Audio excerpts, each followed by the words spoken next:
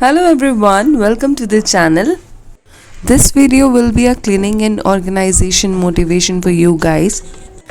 घर में किसी भी रूम में कोई काम होता है ना तो मेरा घर often ends up like this. Such a huge mess. कुछ भी अपनी जगह पर नहीं है. ऐसा मेस क्लीन आउट करने के लिए मुझे भी समटाइम्स मोटिवेशन की ज़रूरत होती है. So I made a cleaning motivation video for you. मेरा बेटा 5th स्टैंडर्ड में है और उसके भी फाइनल एग्ज़ाम्स चल रहे हैं. So I am giving my 100% there.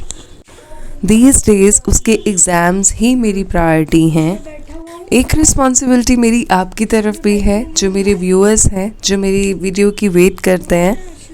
तो मैं कोई डेडिकेटेड वीडियो तो नहीं बना पाई, बट हाँ, ये मेस क्लीनिंग का काम तो मेरे लिए इम्पॉर्टेंट था ही, क्योंकि मैं नहीं करूँगी तो कहीं पे भी बैठने की जगह भी नहीं होगी, क्योंकि मेरा बेडरूम और लिविंग रूम दोनों ही अच्छे से मेसी हुए हैं. तो मैंने सोचा चलो इसी पर ही इस बार वीडियो बनाई जाए. तो बेटे को साथ साथ पढ़ाती जा रही हूँ और साथ साथ मैं ही अपनी क्लीनिंग कर रही हूँ. तो कारपेंटर का काम हुआ था घर पे, थोड़ा सा एसी यूनिट में कुछ ठीक करवाना था. तो भैया लोगों को चाय दी, तो उसके बाद जितने भी उनके कप्स वगैरह पड़े हुए थे तो वो टेबल पर ही पड़े हुए थे, तो उनको कलेक्ट कर लेकर जा रही हूँ किचन में. ये सॉक्स पता नहीं किसने मेरे ड्रेसिंग टेबल पर रख दी, बट ये क्लीन सॉक्स थी, थैंक गॉड. तो मैंने इसको फोल्ड करके वापस रख दिया है. ड्रेसिंग टेबल पे बहुत सारे डस्ट पार्टिकल्स हो गए थे, तो इसको भी हटाना ज़रूरी था, क्योंकि ऐसे तो मैं बिल्कुल भी नहीं देख सकती. It is quite irritating. चलो इसी बहाने अच्छे से क्लीन अप हो जाएगा, सब चीज़ें हटाकर इस बार क्लीन अप हो जाएगा. साथ ही साथ मैं मिरर को भी अच्छे से क्लीन कर लूँगी न्यूज़पेपर से. We are a family of 7 people and we share a same roof, a same house. We have 2 children और हमारे घर के बड़े भी बच्चों से कम नहीं हैं.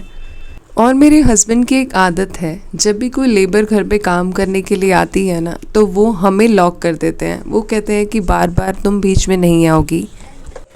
वो लाइक नहीं करते कि लेबर के सामने मैं और आशु बार बार बीच में आए. I don't know what he feels, पर मुझे उनकी ये चीज़ बहुत अच्छी लगती है. तो अब आप लोग सोच ही सकते हैं कि घर में कोई लेबर लगी हुई है और हस्बैंड और देवर मैनेज कर रहे हैं, तो क्या मेस क्रिएट होता होगा. वो कैसे मैनेज करते होंगे. जो चीज़ जहाँ से उठाई वहीं छोड़ दी, कुछ गलत उठाया, कुछ ठीक उठाया, जो भी है सब मेस क्रिएटेड. और बाद में हमारा फंक्शन स्टार्ट होता है क्लीनिंग का. It's my family and I am proud, but it's time to clean up. और क्लीनिंग करने के लिए मोटिवेशन की ज़रूरत है, but anyhow I love cleaning and organising things. Books जिनको भी मैं यहाँ रख रही हूँ, इन कलर्स की अब हमें ज़रूरत नहीं है, तो इसको मैं वापस अलमीरा में रख दूंगी. और ये नोटबुक्स जो एक्स्ट्रा यहाँ पे पड़ी हुई थी, इनको भी मैं अपनी जगह पर रख दूंगी. ये मेरा डम बॉक्स है, आपने देखा था, बहुत अच्छे से काम आ रहा है. एंड ये तो नोटबुक है, ये मेरी डायरीज है जो मैं यहीं पे रखती हूँ, यहीं पे रख दूंगी. तो सो मच, अब पहले से बहुत अच्छे से क्लीन हो गया. जो एक्स्ट्रा सामान है वो मैं अपनी अलमारी में रख रही हूँ. अभी तक हमारे 4 एग्ज़ाम्स फिनिश हो चुके हैं, तो जो एग्ज़ाम फिनिश हो जाता है उससे रिलेटेड सारा मटेरियल मैं वापस अलमीरा में रख देती हूँ, ताकि बाहर मेस क्रिएट ना हो. इस बेड के हेडबोर्ड में जो स्टोरेज मुझे मिली है, मैं उसे यूज़ करती हूँ बेटे की बुक्स को ऑर्गेनाइज़ करने के लिए, क्योंकि वो इसी जगह पर बैठकर पढ़ता है, तो बार बार उसको उठाकर बुक्स लाना नहीं पड़ता. और वो बहुत ही इजीली हमारा मैनेज हो रहा है सब कुछ. जैसे आपका स्टडी टेबल पे सारा स्टडी मटेरियल पड़ा होता है ना, this bed is our study table. तो वो इधर ही बैठता है, इधर ही पढ़ता है, तो हमारा स्टडी टेबल भी जस्ट उसके पीछे ही है. तो काफ़ी काम इजी हो गया है. अब मैं आई हूँ हस्बैंड के बॉटम्स अरेंज करने के लिए. तो दिन में कई बार ये इसी सिस्टम में हो जाते हैं. तो जितनी बार भी मैं कुछ बाहर पड़ी हुई जीन्स को या पजामा को फोल्ड करके इनकी ड्रॉअर में रखती हूँ, उतनी बार मैं इस जगह को ठीक कर देती हूँ. It takes few seconds, but हर टाइम ये ऑर्गेनाइज ही लगता है। मैं बहुत ज़्यादा ये नहीं सोचती कि बहुत ज़्यादा बिगड़ेगा तभी सॉर्ट आउट करूँगी, नहीं, मैं हैंड टू हैंड ही सॉर्ट आउट करती चली जाती हूँ। पिलो कवर बहुत गंदा हो रहा था तो उसे भी फटाफट से चेंज कर दिया। बेड को भी अच्छे से एक बार झाड़ के क्लीन कर दूँगी।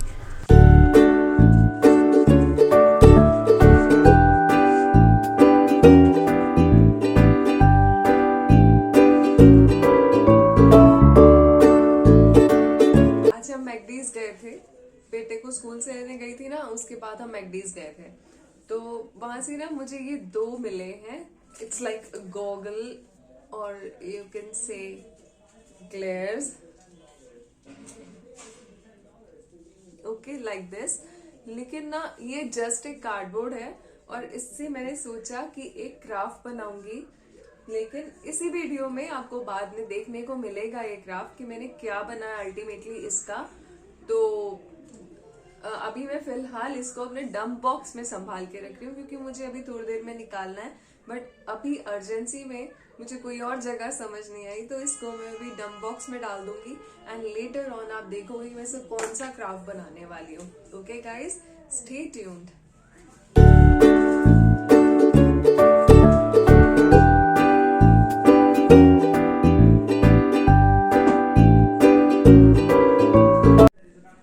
कल एक्चुअली हमारे घर में जो काम हुआ है वो ये हुआ है कि पहले जो एसी यूनिट थी ना वो इधर थी and now it has been shifted here. और अब पहले से मच बेटर प्लेस है ये। बट पॉइंट इज कि ना मेरे पास ना ये 2 एरियाज हो गए हैं जिन्हें मुझे अब कवर करना पड़ेगा। लेट्स सी हाउ मैं इसे कवर करूँगी in next video in some time else. लेकिन अभी बाद में इसको कवर करके दिखाऊंगी। अभी इसी वीडियो में तो नहीं हो पाएगा ये क्योंकि बेटे के एग्जाम्स हैं and it will take some time. तो बस इस वीडियो में मैं इसको क्लीन अच्छे से कर दूंगी क्योंकि आप देख सकते हो कि कितना डस्ट यहाँ पे हो गया है। बहुत सारी डस्ट हो गई है यहाँ पे, तो बस उस डस्ट को क्लीन कर दूंगी अभी के लिए।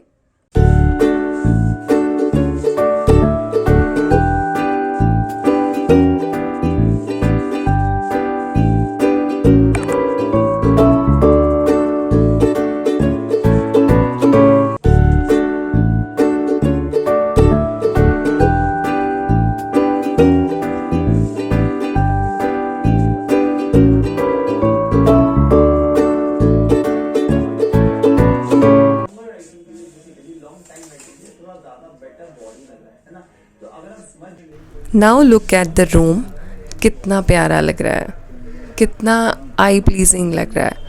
मतलब जब भी कोई मेस होता है ना तो मुझे ऐसा होता है पहले मैं क्लीन करने दो, मुझे कोई डिस्टर्ब मत करो, मुझे पूरा 100% इस चीज़ पे फोकस करने दो ताकि मुझे ना यहाँ बैठना, इस जगह पर बैठना मुझे अच्छा लगे। अदरवाइज़ ना कुछ हो रहा होता है मन में कि ये जगह प्लीज़ क्लीन अप करो पहले, इस टाइप का कुछ हो रहा होता है। I hope you understand. अब बारी आ गई है लिविंग रूम को सॉर्ट आउट करने की। तो जो यहाँ पे एक्स्ट्रा चीज़ें मुझे दिखाई दे रही हैं उनको उनकी प्लेस पर रख रही हूँ। बेटा स्कूल से आया तो काम चल ही रहा था घर में, तो उसने जहाँ देखा वहाँ ड्रेस फेंकी, आई कार्ड, टाई सब सोफ़ा पर ऐसे ही रख दिया। तो उसको भी अपनी प्लेस पर रख रही हूँ। ये एक डेडिकेटेड प्लेस है उसके सामान की। स्कूल से आते ही वो यहीं पर अपनी चीज़ें रखता है। क्वेश्चन रीड करा?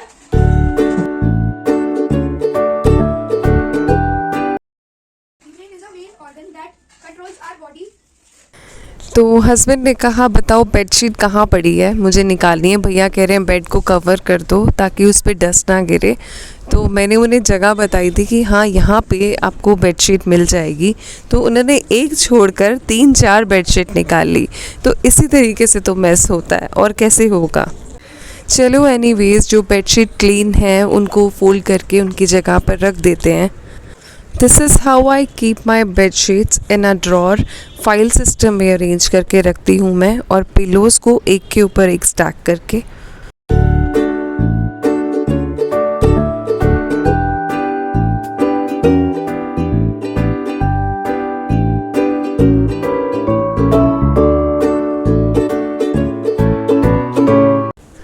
छोटे छोटे हैंड बैग्स को और वॉलेट्स को मैं ऐसे हैंग करके रखती हूँ अपनी वार्डरोब के ही डोर पर, तो इससे इसे एक्सेस करना बहुत इजी रहता है। तो ऐसे छीकेगा। चलो, लेकिन जो दूसरे को डिस्टर्ब करेगा वो क्लास से बाहर जाएगा। चलो अपना अपना काम करो।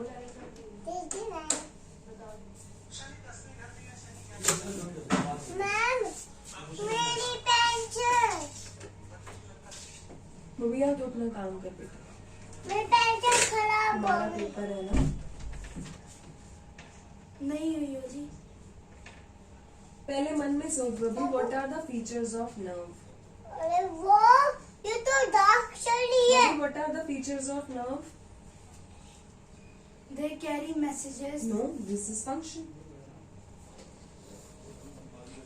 मैंने एक गोल बनाया। नर्व्स कैसे दिखती हैं? Nerves are होती हैं। made of nerve cells known as। पहले बताओ दिख कैसे रही है?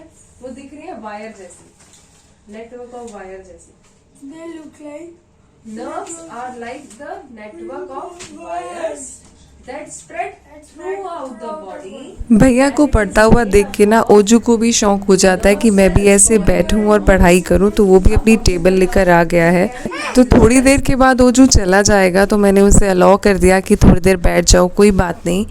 अदरवाइज़ दोनों इकट्ठे तो बिल्कुल भी नहीं पढ़ सकते। एक दूसरे को टीज़ करते हैं, फाइट करते हैं, कंप्लेंट्स करते हैं, बट थोड़ी देर के लिए मज़ा आ जाता है, इंटरटेनमेंट हो जाता है। बेटे की नेक्स्ट डे यूज़ होने वाली ड्रेस मैंने लगा दी है, हैंगर में डाल के रख दी है, डोर के पीछे रख दूँगी और इजी हो जाता है मेरे लिए। जैसे जैसे सब कुछ सॉर्ट आउट होता रहता है, अच्छा लगने लगता है और मोटिवेशन भी मिलता है कि चलो इतना हो गया, आगे भी हो जाएगा। और सोफ़ा कवर भी अब ठीक से स्प्रेड कर दूँगी ताकि इन पर बैठा जा सके।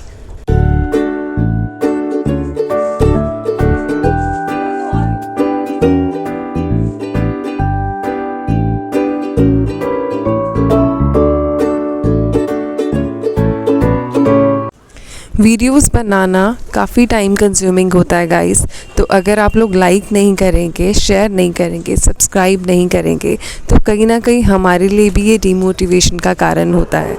तो अगर हम आपके लिए मोटिवेटिंग वीडियोस लाते हैं तो आप हमें मोटिवेट नहीं करोगे क्या? Think about it. सबसे ज़्यादा काम तो इस लॉन्ड्री को सॉर्ट आउट करने का होता है जो जगह जगह फैली रहती है। अभी मैंने सोफ़ा से बहुत सारे कपड़े उठाए हैं, इनमें से जो क्लीन होंगे उनको उनकी प्लेस पर रखूँगी और जो डर्टी होंगे उनको लॉन्ड्री में डालूँगी ताकि वो वॉश हो सके। वेस्ट को इकट्ठा करने के लिए ना कारपेंटर ने मुझसे कुछ बैग्स मांगे थे, तो मेरे पास इस टाइप के बैग्स हमेशा अवेलेबल रहते हैं, किसी भी चीज़ के साथ आते हैं तो मैं इन्हें संभाल कर रख लेती हूँ। कुछ यूज़ हुए जो बड़े बड़े थे और कुछ ये अनयूज़ रह गए हैं, इनको वापस से जगह पर रख देते हैं। इनको भी संभालना एक टास्क होता है, इनको भी एक होम देना ज़रूरी है। अगर इनको होम नहीं मिलेगा तो ये जहाँ वहाँ इधर उधर पड़े हुए बहुत गंदे दिखाई देते हैं और अल्टीमेटली हम इन्हें एक दिन थ्रो कर देते हैं। सो मैंने कैरी बैग्स रखने के लिए और पाउचेस रखने के लिए ये बास्केट का यूज़ किया है और इसके साइड पे थोड़ी सी पॉकेट सी बना के मैंने इसमें ये वाले बड़े बड़े जो बैग्स होते हैं, सैक्स होते हैं, उन्हें रख दिया है। अभी भी बहुत से कपड़े इधर उधर दिखाई दे रहे हैं, इनको भी फोल्ड करके रख देते हैं। अब सोफ़ा बिल्कुल क्लीन हो चुका है, चलिए यहाँ पे भी स्प्रेड कर देते हैं अच्छे से सोफ़ा कवर को ताकि ये भी सिटिंग अरेंजमेंट बन सके हमारा। घर में सब कुछ फंक्शनल स्टेट में पड़ा हो तो ही अच्छा लगता है और घर वेलकमिंग भी लगता है। तो जितनी स्टॉल्स, कैप्स मुझे जगह जगह दिखाई दे रही थी, इनको भी वापस रख रही हूँ। ये पैसेज एरिया में ही बास्केट रखती हूँ ताकि हर एक कोई यहाँ से इजीली एक्सेस कर पाए। So room is much more cleaner now. ओजू के भी कई टॉयज़ इधर उधर फैले रहते हैं तो इनको भी उनके टॉय सेक्शन में रख रही हूँ और अब बस टेबल वाइप करना है, अच्छे से इसे वाइप कर दूँगी और बहुत ही प्यारा अब ये रूम लग रहा है। अब यहाँ कोई भी बैठ सकता है। कल बेटे को पढ़ाने में बिज़ी थी, उसका थोड़ा टफ एग्ज़ाम था, डाउट्स बहुत सारे थे तो लॉन्ड्री में फोल्ड नहीं कर पाई। तो आज लॉन्ड्री का पहाड़ बना हुआ है मेरे लिए, जितना आप ये देख रहे हैं इज़ जस्ट हाफ। ऐसा ही एक और पहाड़ है जो मैं पूरा अभी उठा के नहीं लाई हूँ, पहले इसे कर देती हूँ। इसे सॉर्ट आउट करने के बाद फिर मैं अगला पहाड़ उठा के लाऊंगी। मेरी ये ड्यूटी है कि मुझे ही क्लोथ्स फोल्ड करके रखने हैं, तो क्यों ना मैं उसे सेम डे ही कर लूँ। अगर नहीं करते हैं हम लोग सेम डे तो नेक्स्ट डे हम पे ही बर्डन आता है। तो थोड़ा थोड़ा काम करना ज़्यादा अच्छा रहता है, बोर भी नहीं होते हो और हर चीज़ आपको परफेक्टली अवेलेबल होती है। किसी को आपसे कुछ पूछना नहीं पड़ता कि मेरी ये चीज़ कहाँ है तो वो चीज़ कहाँ है। करना अगर आपको ही है तो try to do it the same day. तो टेबल तो मैंने क्लीन कर ही लिया था, बिल्कुल खाली भी था, तो यहीं पे ही अपनी हर चीज़ को ठीक से फोल्ड कर रही हूँ जिस जगह की जो रिक्वायरमेंट है। कई चीज़ें फाइल सिस्टम में अरेंज होती हैं, कई रोल्स बना के अरेंज होती हैं, तो सबके अकॉर्डिंग मैं यहाँ पे बैठ के फोल्ड कर दिया है। अब बस चीज़ों को जगह पे रखने की बारी है, वो मैं रखती चली जाऊँगी और आपको बताती जाती हूँ मैं कि कौन सी जगह पे मैंने चीज़ें किस तरीके से रखी हैं। तो ये हस्बैंड की होम यूज़ की टी शर्ट्स हैं। इसे थोड़ी सी जगह में ही मैंने नीचे इस तरीके से फ़ोल्ड करके रखा है, जिस तरीके से हम ऑर्डिनरी घर पे फ़ोल्ड करते हैं तो वैसे ही रखा है। ये रख रही हूँ मैं उनका पजामा। तो ये पजामा रखने के लिए मैंने फाइल सिस्टम का यूज़ किया है। सब बॉटम्स, उनकी जीन्स और पजामाज जो ड्राई फिट हैं, जो नॉर्मल होम यूज़ वाले हैं, वो सब इसी ड्रॉर में रहते हैं। ये मेरी वार्डरोब है और मैं यहाँ पर कपड़े एक के ऊपर एक स्टैक करके ही रखती हूँ, क्योंकि ये सिर्फ मेरी ही यूजेज है, नोबडी टच देम। तो मैं आराम से रखती हूँ और आराम से ही निकालती हूँ, ये कभी भी अपनी जगह से नहीं हिलते। यहाँ ऊपर की साइड मैंने शॉल्स और स्टॉल को रोल करके रखा है। रोल पैटर्न में रखने से क्या होता है, ऊपर वाली शेल्फ से इन्हें उठाना बहुत ईजी हो जाता है। और यहाँ नीचे वाली शेल्फ पे बॉटम को ही रोल करके रखा है मैंने अच्छे से। सो विंटर के मेरे जितने भी बॉटम्स थे वो इसी एरिया में अच्छे से अकोमोडेट कर रहे हैं। हैंकीज को रखने के लिए ये ऑर्गेनाइज़र का यूज़ कर रही हूँ आजकल। बहुत सारी पॉकेट्स हैं इसमें, तो बहुत सारे हैंकीज और बहुत सी दूसरी चीज़ें भी अकोमोडेट कर लेते हैं। अब ये है बेटे की ड्रॉर जिसमें हर चीज़ फाइल सिस्टम में रखी हुई है, अपने आप एक्सेस करता है, कोई प्रॉब्लम नहीं होती, वेल अरेंज्ड है। सॉक्स के लिए मैंने कार्डबोर्ड का बॉक्स बनाया है, इसे शू रैक के पास ही रख देती हूँ। चलिए कर लेते हैं थोड़ा सा अब क्राफ्ट वर्क। तो मैंने सोचा है जो हमें गॉगल टाइप मिला था मैकडीज से, उसको मैं एक फेस दे दूँ। तो इसके लिए मेरे पास ये 2 शीट्स हैं, एक ब्लैक है स्पार्कल वाली और एक प्लेन शीट है स्किन कलर में। इससे मैं ऐसा फेस बनाऊंगी और मैंने मार्केट से लिए ये 2 गूगली आइज़। फेस के साइज़ के लिए मैंने कटआउट लिया है, इसी के साइज़ का ही मैं फेस कट करूंगी और मैं कट कर रही हूँ। ऊपर हेयर के लिए मुझे एक स्पार्कल शीट में सेमी सर्कल कट करना पड़ेगा, उसी से ही हम आईब्रोज भी क्रिएट करेंगे। तो एक मार्किंग लगा रही हूँ मैं इस तरीके से। ऐसे कटआउट्स कभी मुझे मिल जाएं तो मैं इन्हें कभी थ्रो नहीं करती, कहीं ना कहीं यूज़ हो ही जाते हैं क्राफ्ट्स में। तो उस साइज़ को मैंने पेपर पे इस तरीके से रखा है कि ब्लैक शीट मेरी सेमी सर्कल में कट हो जाएगी और ऊपर से मैंने हेयर के लिए थोड़ी सी कटिंग कर दी है। चलिए अब थोड़ा पेस्टिंग का काम कर लेते हैं। इस तरीके से मैंने एक के ऊपर एक रख के इसको पेस्ट कर दिया है with the help of Fevicol और इसके साथ गूगली आइज़ लगा दी हैं। बस 5 मिनट लगे मुझे एक फेस बनाने में, इससे ज़्यादा टाइम नहीं लगेगा। पर ये चीज़ कितनी ब्यूटीफुल और क्रिएटिव लग रही है। कहीं ना कहीं मैं अपने घर पे इसको पेस्ट कर ही दूँगी जहाँ ये अच्छी लगेगी।